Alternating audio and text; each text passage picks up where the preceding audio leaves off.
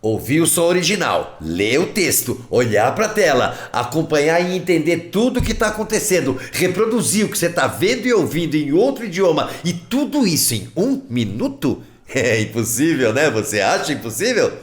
Então eu tenho que bater um papo com você. Nelson Machado aqui e este aqui é o Papo de Dublagem.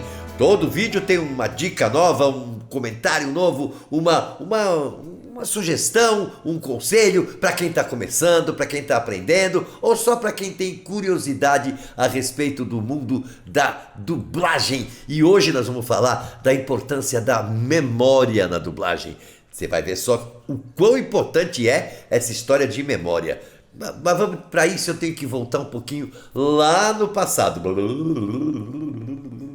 Vamos voltar nos tempos do rádio-teatro, porque foi lá que a dublagem foi buscar muita gente. Porque era o pessoal que estava treinado a falar em microfone, interpretar na frente de um microfone. Eram atores treinados a fazer coisas na frente de um microfone sem usar o corpo, sem fazer barulho. Então o pessoal foi buscado lá, no rádio-teatro. Num tempo em que o radioteatro existia, hoje já quase não.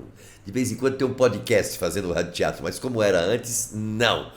Naquele tempo, as pessoas usavam o texto, cada um tinha o seu, né? O radioteatro era feito ao vivo. Então veja bem, o cidadão pegava um texto e aquele texto era ensaiado um pouco antes da hora de ir para o ar, contínuo, de uma vez só, blá, blá, blá, todo mundo fazia, o diretor dizia, não, aqui mais assim, não, ali mais assado, aqui melhor pôr uma pausa, e cada um tinha que marcar tudo isso, porque não dava para decorar tudo o que acontecia no texto 1 hora antes de entrar no ar, e entrava no ar ao vivo, não podia errar, tinha que lembrar, então tudo era marcado, as falas eram marcadas, cada um marcava a sua fala, né, no texto, para dar um jeito de destacar a fala. Eu vou mostrar um exemplo para vocês. Ó, aqui eu tenho um texto que não é exatamente um texto de nada, tá? Não é um texto exatamente de um trabalho, de um filme, mas é uma exibição, uma demonstração. São trechos, tá bom? Você vai ver que nós temos 4 personagens nesse texto: Tommy, Flor, Laura e Luca. Cada um tinha a sua marca, cada um marcava de um jeito. Então assim, ó, o Tommy, ele marcava assim, um risco azul embaixo do nome dele, seguindo pelo texto, um pedaço do texto. Vejam bem, tá aqui, ó, risco azul em todas as falas do Tommy. Já a Flor marcava de outro jeito. Vou mostrar para vocês, tá aqui, ó. Ó como é que a Flor marcava isso, tá vendo? Ela marcava com um círculo vermelho para destacar onde estavam as falas dela. E a Laura tinha uma maneira mais peculiar ainda, ela usava um marca-texto. Vejam bem aqui, ó. A Laura. A Laura marcava dessa maneira o texto, tá vendo? Mas isso aqui, cada um tinha o seu texto. Cada um marcava do seu jeito, do jeito que queria. E marcava pausas e fazia rabiscos no meio do texto. Aqui tem uma pausa, aqui é contínuo, aqui é mais depressa, aqui é mais devagar. Tinha uma partitura escrita no texto, certo? Quando vieram para a dublagem, trouxeram esses hábitos e eles se mantiveram por décadas, se mantêm até hoje. Foram passando de uma geração para outra essa história de que o texto tem que ser marcado, né? E aí isso chegou num ponto que foi parar nos cursos. Alguns cursos têm uma aula de marcação de texto. Só que o que acontece? O texto para dublagem não é um roteiro para cada ator. O texto para dublagem é assim, ó. É um roteiro só para todo mundo. Aí vem a Laura e faz o seu círculo vermelho. E aí vem, ó, o Tommy e faz o seu risco azul. E aí vem a Flor e faz a sua marca verde pelo texto todo. O coitado do Luca, quando ele vier dublar, ele não sabe mais onde ler. Fora os rabiscos no meio que não estão colocados aí, de pausa, de coisa mais rápida, coisa mais devagar, troca de palavras que as pessoas riscam e escrevem outra palavra em cima. Uma rabisqueira só. O último a ver nessa página, o último a chegar nessa página está perdido, coitado, judiação. E nada disso de verdade, gente, é necessário, porque vamos falar a verdade, essa rabisqueira toda não tem realmente uma função, porque quem está trabalhando ali é um ator, é uma atriz, né? Não precisa fazer essa coisa toda e deixar tudo rabiscado para os próximos. Todo ator, em princípio,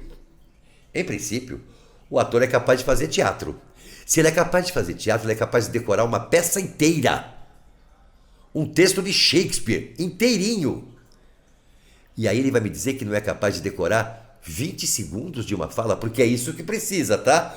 No radioteatro, eles faziam contínuo, do começo ao fim do episódio, ao vivo. Na dublagem, primeiro, é gravado. Quantas vezes errar, grava de novo, não tem importância.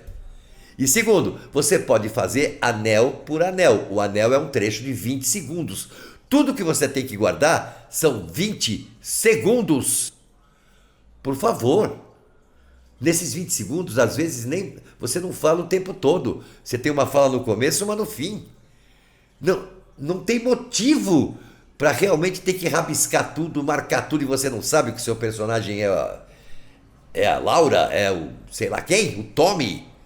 Tá escrito Tommy, T-O-M-M-Y. Isso já é uma marca. Onde estiver escrito essa sequência de letras T-O-M-M-Y, é você que fala. Você precisa de outro risco em volta para saber que T-O-M-M-Y é você?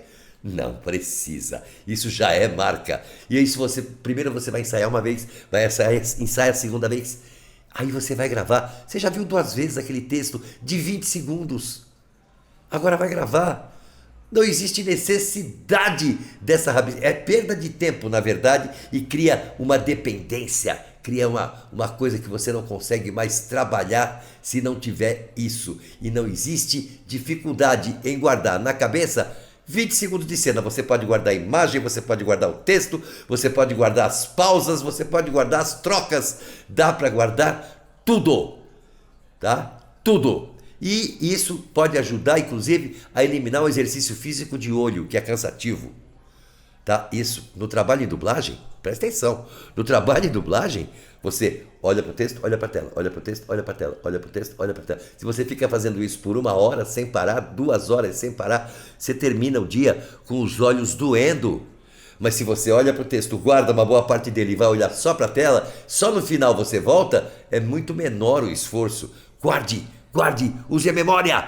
Você tem memória. É só usar. E para isso é só treinar. Precisa treinar. O primeiro passo para decorar o que for mais fácil, você pode decorar o texto, você pode decorar a imagem, decorar aquela sequência. O cara faz isso, faz aquilo, aí você olha para o texto e lembra o que ele fez ali. Ou você lembra uma parte de lá, uma parte daqui, uma parte de cada coisa. Guarde o máximo que você puder. Você pode decorar parte do texto, parte da cena. O importante é evitar o uso da caneta, porque isso deixa o cérebro preguiçoso. Você vai ficando cada vez mais dependente. Mas depois chegar um dia que, se você não tiver uma caneta, você não começa a dublar. Você não trabalha. Tem uma porção de gente assim. Excelentes profissionais. Mas se tirar a caneta, o cara fica perdido, é pior do que tirar os óculos. Não trabalha. Então, você vai ficar mais eficiente, você vai se destacar mais, vai aparecer mais, trabalhando sem a caneta na mão, porque isso evita que você pare. Você para fazer a marca da pausa, você para antes, espera um pouquinho, não passa ainda não, porque você tem que ficar destacando a sua fala, que não tem necessidade. É 20 segundos. Não, vou fazer mais. Faça 2 anéis. Faça 40 segundos. Tá excelente. Ninguém precisa fazer mais que isso de cada vez. Vamos por partes, que vai sair tudo certinho e vai sair mais rápido até. Ok? Então, tenta se livrar desta caneta e usar a sua memória. Você tem ela. Todo ator tem uma memória excelente, porque ele tem que decorar peças, ele tem que decorar roteiros. Ele, se for fazer uma novela, vai ter que decorar um montão de capítulos. Como não consegue decorar uma falinha dentro de um anel de 20 segundos? É conversa fiada, é só preguiça. Pura preguiça, tá? E se você se livrar da caneta e começar a usar a sua memória, você vai ser mais eficiente, mais rápido, vai se destacar, vai chamar a atenção dentro do meio, e isso pode gerar mais escalas e mais trabalho. E vamos falar a verdade, vai ser mais generoso com o seu colega, né? Não vai entregar para o próximo que vem um texto todo rabiscado, cheio de risco, cheio de marca, como se ele fosse só seu. Ele não é só seu. É um texto que vai ser usado por 30, 40 pessoas dentro daquele episódio, dentro daquele longa-metragem, dentro daquele vídeo. Então, treinem, por favor, treinem. Existem 1000 maneiras de treinar a memória. Uma hora dessas talvez a gente coloque aqui alguns desses métodos. Mas por enquanto, treinem a memória. A memória é de suma importância para o trabalho de dublagem. É bom, guardem o texto e guardem um pouco de imagem. Um pouco dos dois. Usem a memória, certo? E aqui, aqui do lado, esse vídeo que eu falo sobre a visão... sobre a visão abrangente e sobre a audição seletiva, esse vídeo, esses detalhes podem te ajudar muito a treinar essa memória, usando essas duas ideias. Isso vai te ajudar bastante no andamento dentro do ambiente de dublagem, e uma hora dessa a gente acaba se vendo por aí, né não? A gente se esbarra, se encontra por aí. Quem sabe, né? Vamos batalhar, vamos lutar e vamos chegar lá. Por enquanto eu fico aqui, ó. Beijaço pra você. Até já já.